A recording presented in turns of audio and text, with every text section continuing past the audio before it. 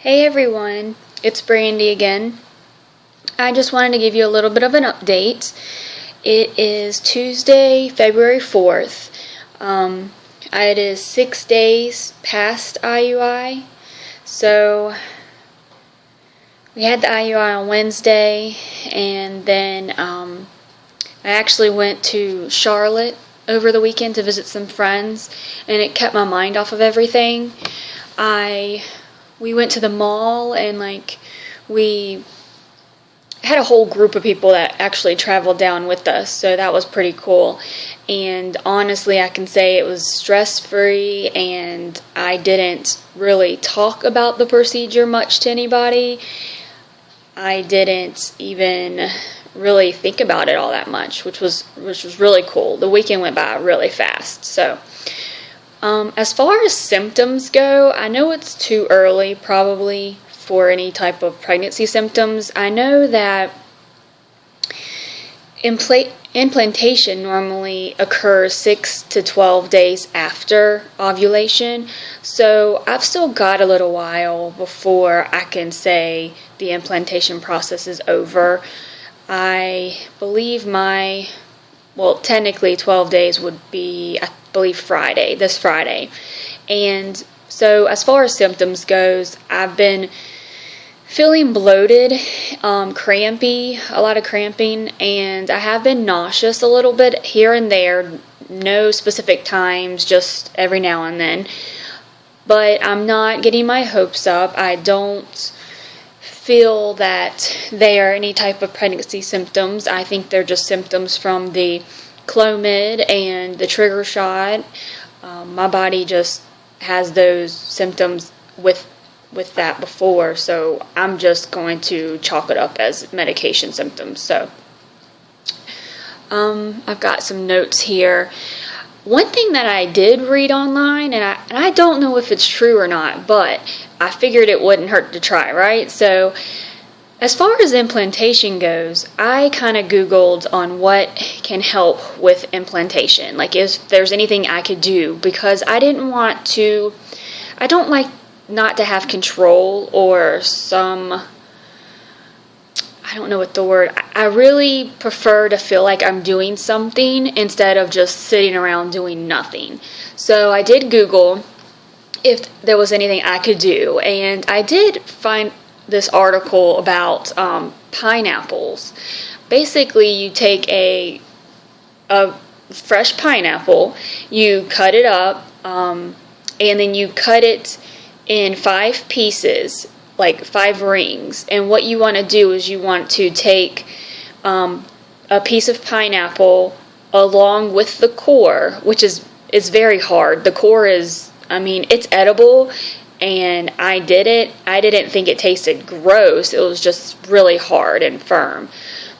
So you basically just eat one piece plus the core for 5 days after your IUI, or if you're doing IVF, it'd be after your IVF, or if you're using timed intercourse, then it'd be 5 days after you think you ovulated.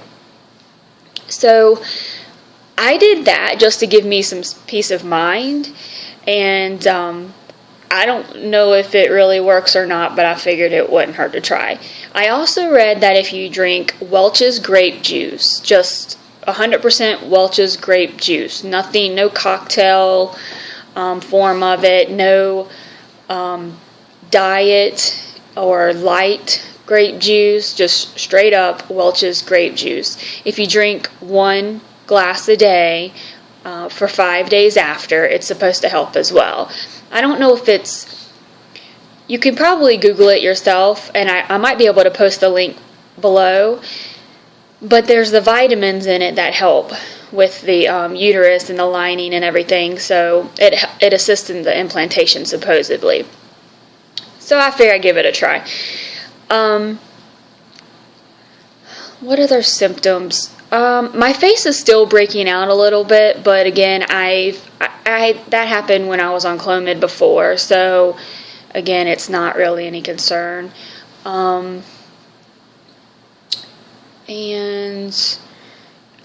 my breasts are a little itchy,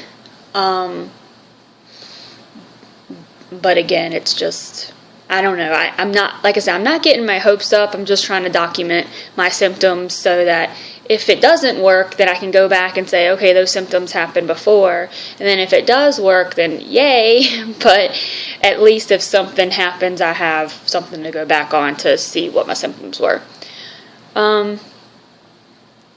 Super Bowl Sunday was fun. We came back from Charlotte, and we went to my brother and sister-in-law's house. I got to see my nephew, who is 3 months old now, and he's adorable, and it kind of gave me my baby fix. So that was a lot of fun. And then let me see. Oh, I had told you I had scheduled the class for the injectables on February 11th, and I still have that scheduled. And my best friend contacted our insurance company. She actually works in the human resource department of my company, so she helped me with finding out if some of the injectables were covered or not. And when I had spoken with them before, they told me that anything after diagnosis was not covered. So anything as far as treatment wouldn't be covered. So I knew the IUI wouldn't be covered, and so I assumed that the injectables and other medications would not be covered either. Well, I need to know if it was or wasn't, because my doctor has to be able to show me which ones that I would be using and teach me how to inject them. So I needed to know all this information by next Tuesday. So my friend helped me, and she got on the phone with them, and basically my injectables are covered. So what we allotted for payment as far as that goes was at least an extra $500 per cycle if we use the injectables. Again, the injectables increases your success, and I've read multiple times that it doubles your chances. So it just makes sense to go ahead and fork out the money while we have it and then go on from there. I'd rather do it now than to wait like 2 or 3 more cycles, and then, I just feel like then those cycles were a waste. So they are covered. So what we thought was going to be like $500 minimum will only actually be $40 to $60. So that's amazing. It just means that we overestimated, and I'd rather overestimate than underestimate. I wasn't going to test until my 14 days, but my 14th day would be the 11th, which is Tuesday. So I decided that I might test Sunday or Monday, only because if it worked, then I don't need to go to that class, and I don't need to order my injectables. I don't really want to waste that money, but at the same time, I guess I'd rather be safe than sorry, so I'm just going to have to play it by ear right now.